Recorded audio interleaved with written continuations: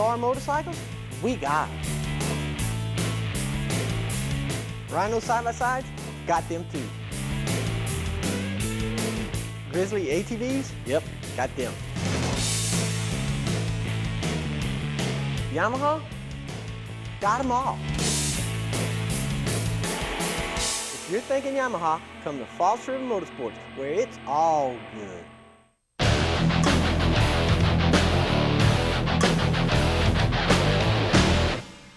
One great thing about living in the South, the riding season is almost year-round. As spring approaches, it's a great time to get our bikes ready for some cross-country travel. Daytona's right around the corner. That's why I've put together Lovey's Checklist.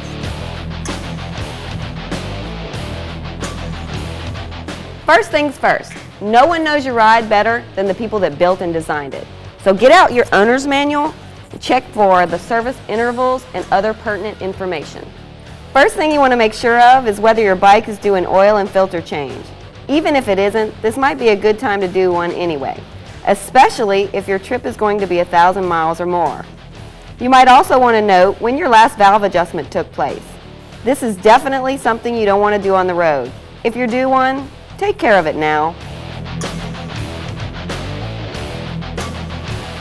Let's just say you don't want to head out on the open road with a worn out set of tires. Be sure and check for wear, cupping, cuts, gouges, and cracks. If your tires are worn, replace them. Bad tires can ruin a trip faster than anything and can leave you stranded on the side of the road, or worse. If you don't have a depth gauge, you can always use a penny. If you insert a penny into a groove in the center of your tire, 2/32 of an inch is right at the top of Lincoln's head. If you can see any space above Lincoln's head, it's definitely time to change that tire. By the way, check tire pressure before you leave and every day while you're on the road. It's a good habit to get into. Most manufacturers put important information regarding tire pressure and load limits somewhere on the frame or swing arm of the bike.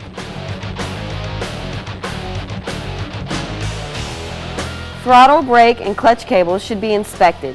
Make sure they aren't frayed and worn. Also, make sure they are properly lubed and work smoothly.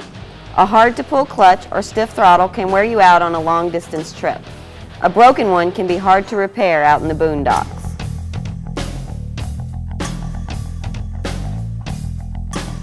Check your brake pads for thickness and your rotors for wear. Consult your owner's manual to determine just how much life you have left in these important components. A brake job is not that big a deal, so I'd do one before a long trip anyway. Remember, however, if you do any major work before a trip, give yourself a week or so to make sure everything works properly before heading out on the road. By the way, this is also a good time to check brake fluid and clutch fluids if yours is hydraulic.